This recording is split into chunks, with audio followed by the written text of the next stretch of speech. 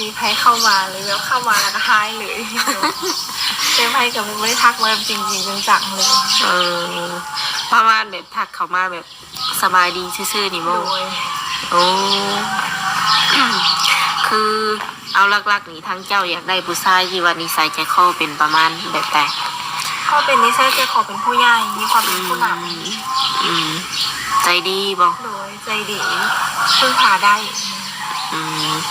นุ่มลงมาแล้วทุกคน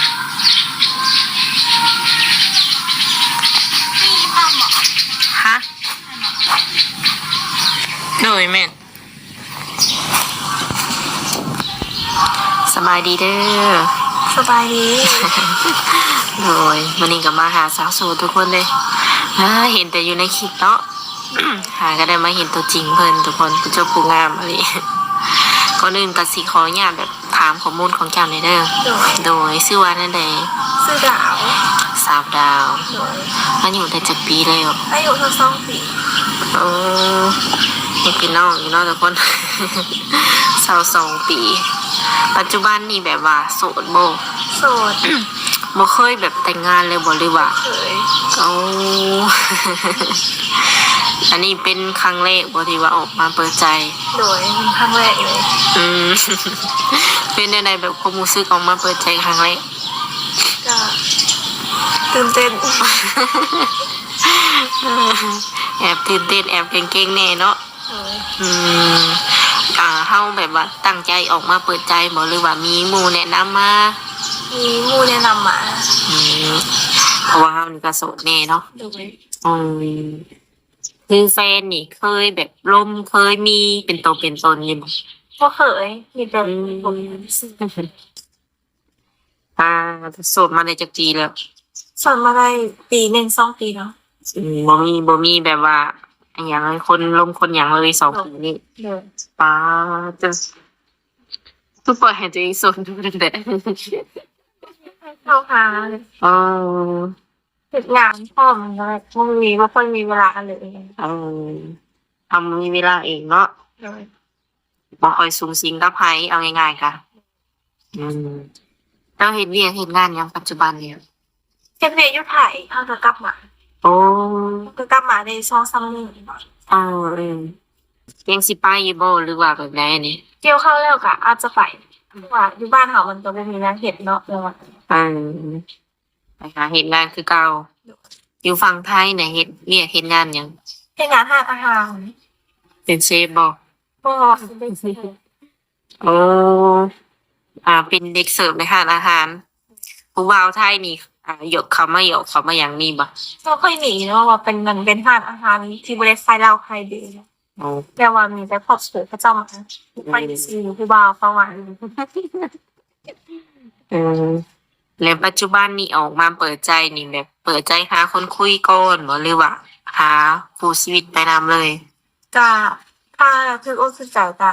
มีชีวิตเลยพร้อมเลยบ่คือแบบว่าพร้อมแต่งงานพร้อมมีครอบครัวเลยเนาะโดยพร้อมสละโสดทุกคนเลยต้องใช้เวลาโดนบ่สำหรับโตของเจ้าประมาณแบบว่าสิใช้เวลาโดนบ่ในการเบิ่งใจกันจังสิออกมาเป็นคู่ก็บ่โดนก็ทำซ่ากันอกใส่ใจกันประมาณ5-6 เดือนก็ได้แล้วเนาะ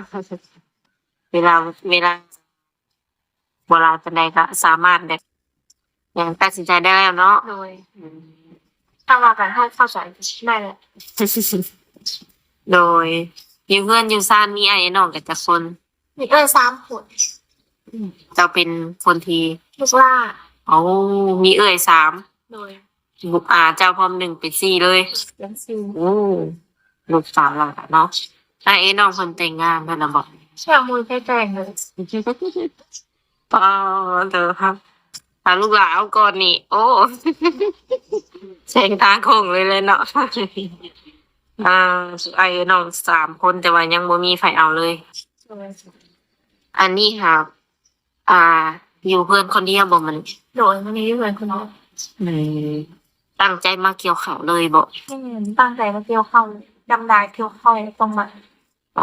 แต่ก็ต้องมาซอยพ่อแม่ค่ะ วิทย์ยามเกี่ยวเขาวกินน้ำจังไปไหม้บ่แต่ละปีนี่เป็นแบบนั้นเกี่ยวกันกับแม่พอ2 คน 3 คนทั้งเจ้าบ่ โดยแม่ เอื้อยอีก3ดิ ไปซ้ำมือมาสลับกันมานะ สลับกันมา โดย อ่าเปลี่ยนกันมาประมาณนี้บ่ โดยเปลี่ยนกันนะ เปลี่ยนกันแบบใดแบบ สลับกันมาคนดำกับมา คนดำกับมาซองคนเกี่ยวกับมาซองแต่สำหรับเขาอีกคนเกี่ยวคนหนึ่งยังในอีกประมาณเหตุก็เจ้ายังหลางคนนั่งมาได้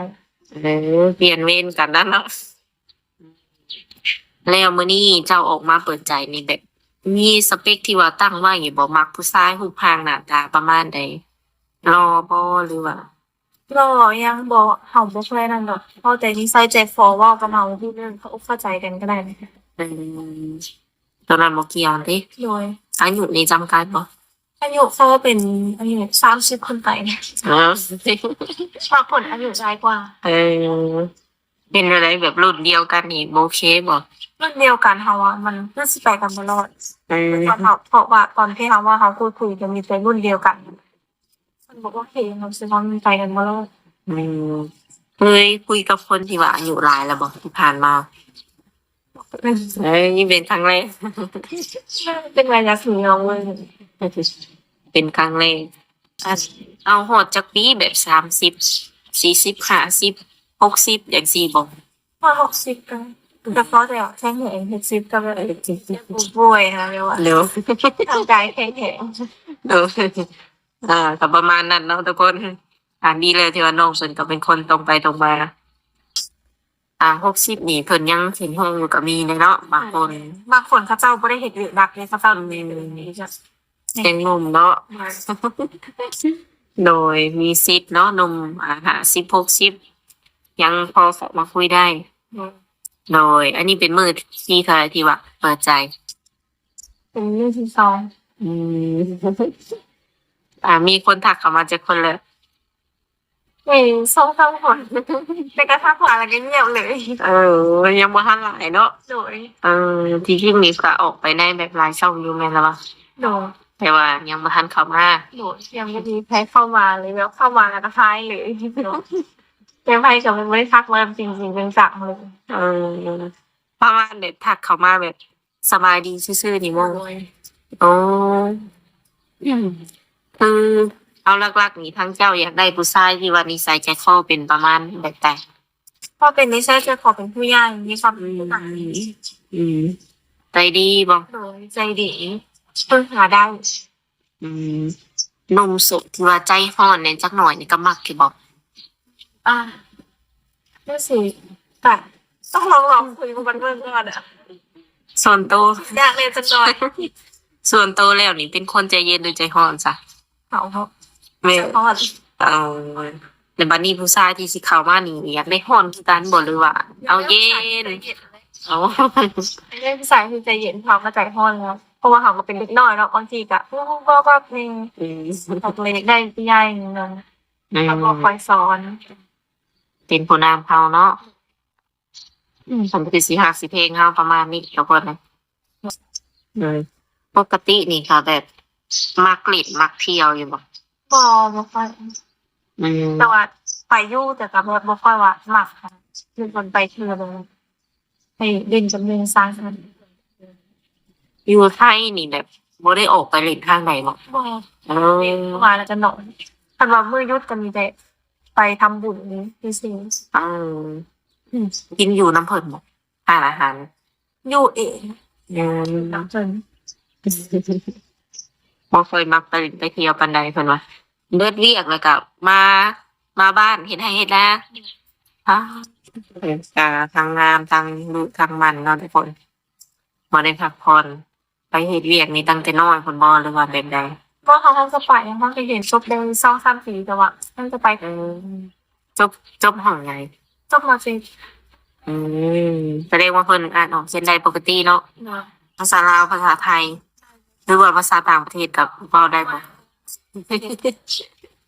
อย่างน้อยมีความสามารถพิเศษ บ่ได้เห็น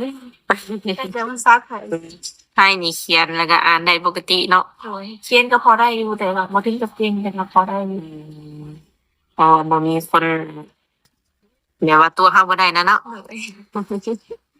โดย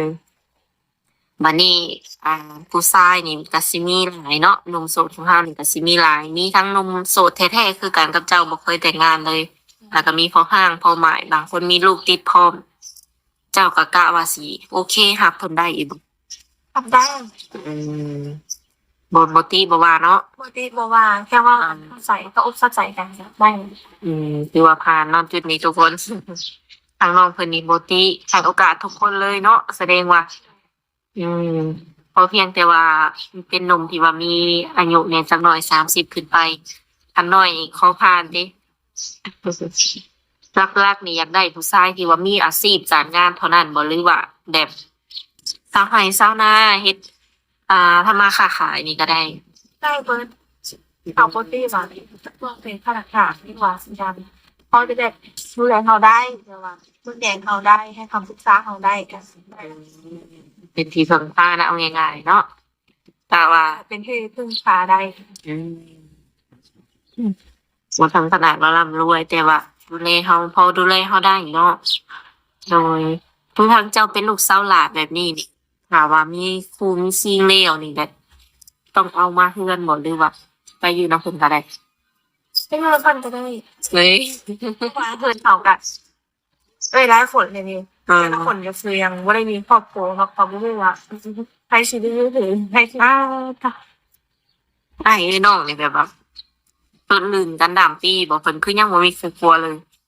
คนอื่นจะไล่ผีเลยเขาลื่นเขาจะไล่ผีเห็น อืมหรือว่าผ่านมานี่แบบ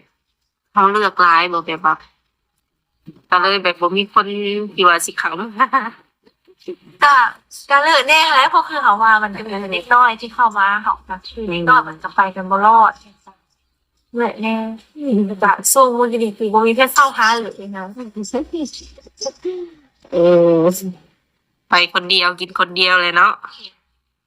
แต่ว่าตอนนี้ก็เริ่มออกมาเปิดใจในการสิมีคนคุยๆเลยล่ะเนาะอืม นี่ เด้อเออถามว่าแบบเพิ่นอยากมาหาอยากมาเห็นตัวจริงแล้วนี่ก็แบบสามารถมาหาได้บ่ มาได้ อืมมาแบบเซอร์ไพรส์ปุ๊บปุ๊บปั๊บปั๊บได้บ่แบบบ่ต้องนัด เขาขับไปไหนก็คิดสิว่าได้อยู่เลยตัดเป็นต้น เออ เขาบอกว่านี่เขาต้องออกไปเกี่ยวข้าวเกี่ยวน้ำเอง โดยบ่มีความลับหยังแต่ว่ายันบ่ทันพ่อเพิ่นบ่อืมคือมื้อนี้นี่ตั้งพักผ่อนบ่หรือว่าแบบใด ไม่มีตั้งพักผ่อนเพราะว่าเข้าซุปมันหมดแล้วเกลียดอีกประมาณอื่นมันคืออันนี้ก็มีแต่คนมีแต่ตอนแหลงก็ไปคน โดย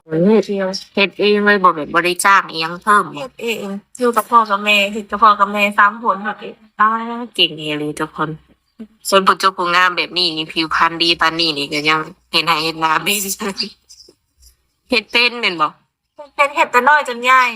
เฮ็ดสิไปใช้ก็ต้องมาเฮ็ดหน้าก่อนเพราะว่าคนบ่มีคนช่วยพ่อแม่ โอ้หลายคนนี่สิคือสิบ่อยากเชื่อเพราะว่ามึงเนี่ยเพิ่นงามซำเนาะผิวพรรณก็จะแม่นว่าดีเนาะทุกคน